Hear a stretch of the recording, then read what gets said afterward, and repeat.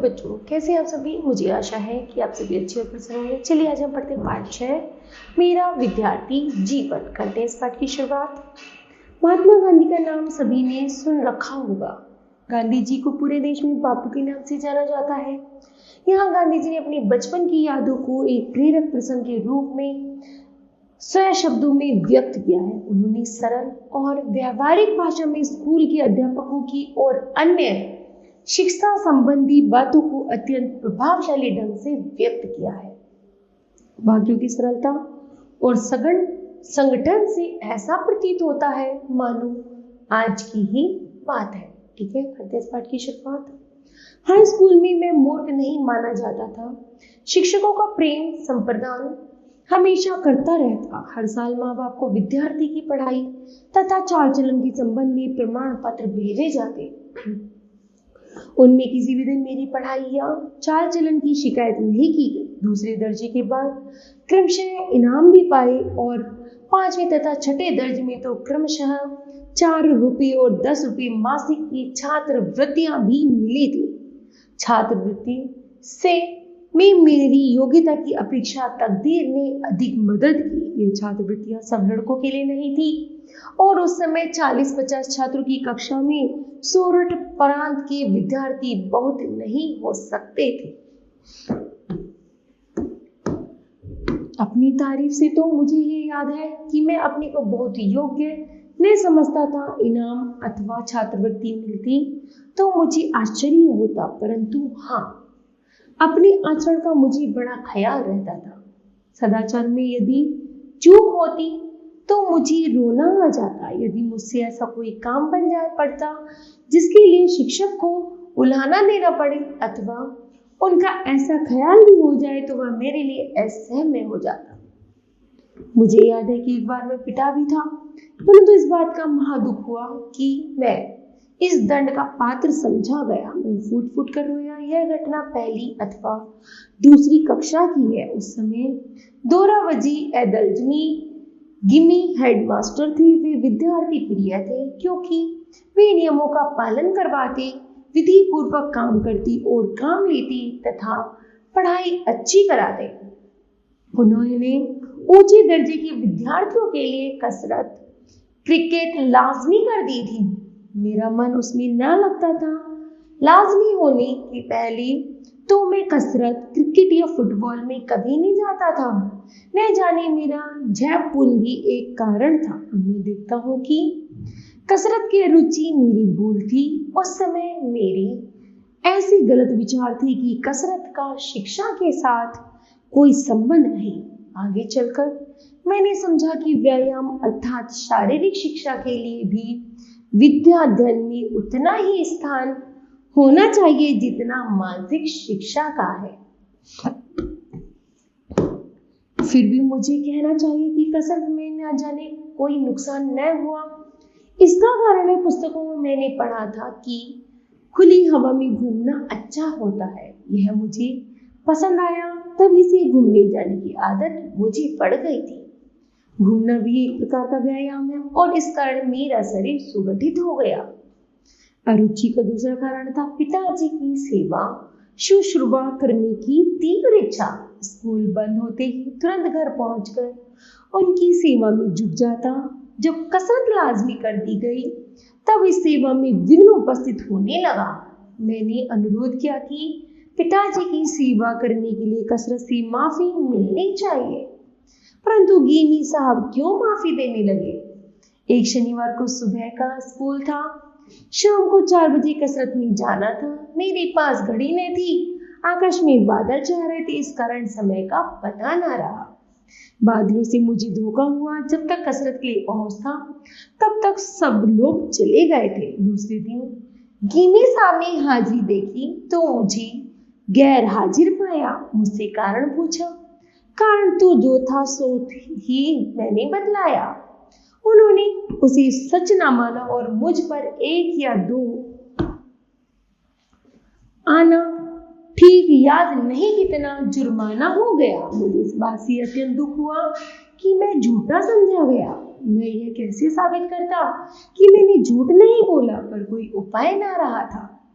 मन महसूस कर रह जाना पड़ा। मैं रोया और समझा कि सच बोलने वाले को गाफिल भी नहीं रहना चाहिए।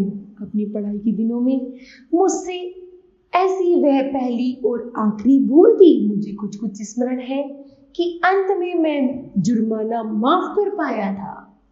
कुछ दिन बाद कसरत से छुट्टी मिल गई। पिताजी की चिट्ठी जब हेडमास्टर को मिली कि मैं अपनी सेवा शुश्रूषा के लिए स्कूल के बाद इसे अपने पास चाहता हूँ, तब जाकर उससे छुटकारा मिला। व्यायाम की जगह मैंने घूमना जारी रखा।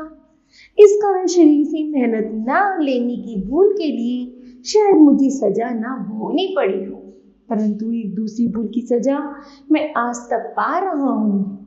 पढ़ाई में सुलेख होने की जरूरत नहीं। यह कुबुद्धि मेरे मन में जाने कहां से आ गई, जो ठेठ विलायत जाने तक रही। फिर और खासकर दक्षिण अफ्रीका में, जहां वकीलों की और दक्षिणी अफ्रीका में जन्मे पढ़े युवकों के मोती के दानों की तरह अक्षर देखे, तब तो बहुत लजाया और पछताया। मैंने देखा कि खत लेख का खराब होना अधूरी शिक्षा की निशानी है। मैंने पीछे से अपना लेख सुधारने की कोशिश भी की, परंतु पक्के गड़े पर मिट्टी कब तक जुड़ सकती है। जिस बात की अवहेलना मैंने जवानी में की, उसे मैं फिर आज तक ना सुधार सका। हर एक नवयुवक और युवती मेरे उदाहरण को देखकर समझे कि अच्छा खत विद्या का आवश्यक अंग है। खत सुधारने के लिए लेखन कला आवश्यक है। मैं तो अपनी यह राय बता रहा हूँ कि बालकों को आलेखन कला पहले सीखनी चाहिए। जिस प्रकार पक्षियों और वस्तुओं आदि को देखकर बालक उन्हें याद रखता है और आसानी से पहचान लेता है, उसी प्रकार अक्षरों को भी पहचानने लगता है। और अब आलेखन कला सीखकर चित्र इत्यादि निकाल सीख जाता है, तब यदि अक्षर लिखना सीखे तो उसके अक्षर छापे की तरह हो जाएं। संस्कृत मुझे रेखा गणित से भी अधिक मुश्किल मालूम पड़ी। रेखा गणित में तो रटने की कोई बात ही न थी, परंतु संस्कृत में मेरी दृष्टि से सब रटना था। यह विषय भी चौथी कक्षा से शुरू होता था। छठी कक्षा में जाकर मेरा दिल तो बैठ गया। संस्कृत शिक्षक बड़े सरल आदमी थी। विद्यार्थियों को बहुत पढ़ा देने का लोभ उन्हें रहा करता। संस्कृत वर्ग और फारसी वर्ग में एक प्रकार की प्रतिस्पर्धा सी रहती थी। फारसी की मौलवी साहब नर्म आदमी थे। विद्यार्थी लोग आपस में बात करते कि फारसी बड़ी सरल है। मौलवी साहब भी बड़े भले आदमी थे। विद्यार्थी जितना याद करता उतने पर भी वह निभा लेते हैं। बालों के चित स्वभाव सहज होने की बात से मैं ललचाया और एक दिन फारसी के दर्जे में जाकर बैठा। संस्कृत शिक्षक को इससे दुख हुआ। उन्होंने मुझे बुलाया और कहा, तुमको जो कठिनाई हो सो मुझे बताओ। मैं समस्त विद्यार्थियों को अच्छी संस्कृत पढ़ाना चाहता हूँ। आगे चलकर तो उसमें रस की घूंट मिलेगी। तुमको इस तरह निराश न होना चाहिए। तुम फिर मेरी कक्षा में आकर बैठो। मैं शर्मिंदा हुआ शिक्षक के प्रेम की अवहेलना न कर सका।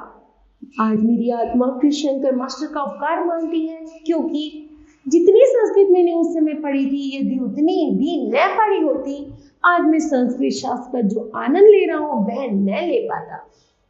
बल्कि मुझे तो इस बात का पश्चाताप रहा कि मैं आर्थिक संस्कृत न पढ़ सका, क्योंकि आगे चलकर मैंने समझा कि किसी भी बालक को संस्कृत का अच्छा अध्ययन किए बिना न रहना चाहिए। अब तो मैं यह मानता हूं कि भारतवर्ष के उच्च शिक्षण क्रम में मातृभाषा के उपरांत राष्ट्रभाषा हिंदी, संस्कृत, फारसी, अरबी और अंग्रेजी के लिए भी स्थान होना चाहिए। इन तीन भाषाओं की गिनती से किसी को डर जाने की जरूरत नहीं। यद्यपि विधि पूर्वक भाषाएं पढ़ाई जाए और सब विषयों पर अध्ययन अंग्रेजों द्वारा कराने का बोझ हम पर न हो, तो पूर्वोक्त भाषाएं भार रूप न मालूम हो, बल्कि उनमें बड़ा रस आने लगे। फिर जो एक भाषा जो विधि पूर्वक सीख लेता है, उसे दूसरी भाषाओं का ज्ञान सुगमता से हो जाता है। सच पूछिए तो हिंदी, गुजराती, संस्कृत इन्हें एक ही भाषा माननी चाहिए। इन्हें फारसी और अरबी के लिए कह सकते हैं। 6-7 वर्ष की उम्र से लेकर 16 वर्ष तक विद्या अध्ययन किए, परंतु स्कूल में कहीं धर्म शिक्षा ना मिली। फिर भी वायुमंडल में से तो कुछ ना कुछ धर्म प्रेरणा मिला करती थी। यहाँ धर्म का व्यापक अर्थ करना चाहिए। धर्म से मेरा अभिप्राय है आत्म साक्षरता से, अर्थात आत्मज्ञान से। वैष्णव संप्रदाय में जन्म होने के कारण बार बार हवेली जाता था, परंतु उसकी प्रति श्रद्धा उत्पन्न न हुई।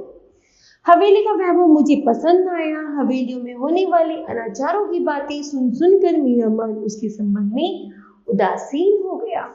वहां से मुझे कुछ धर्म प्रेरणा न मिली। परंतु जो चीज मुझे हवेली से न मिली वह अपने दाई के पास से मिली। वह हमारे कुटुंब में पुरानी नौकरानी थी। उसका प्रेम मुझे आज भी याद आता है। मैं पहले कह चुका है कि भूत प्रेत से डरा करता था। रंभा ने मुझे बताया कि उसकी दवा राम नाम है। राम नाम जो आज मेरे लिए अमोघ शक्ति बन गया है, उसका कारण यह रंभा दाई का बोया हुआ बीज है। मैं अच्छी तरह इस बात को अनुभव कर रहा हूँ कि बचपन में पड़े शुभ अशुभ संस्कार बड़े गहरे हो जाते हैं, और इसलिए यह बात मुझे अब बहुत खल रही है कि लड़कपन में कितनी अच्छे ग्रंथों का श्रवण पठन न हो पाया। अर्थात बच्चों, यहाँ पर महात्मा गांधी जी कह रहे हैं कि जो मैंने बचपन में शिक्षा नहीं ली, बल्कि तुमको ऐसी शिक्षा लेनी चाहिए तुम जीवन को एक नया रूप दे सको। ठीक है, तो मुझे आशा है यह पाठ आपको समझ आया होगा। धन्यवाद।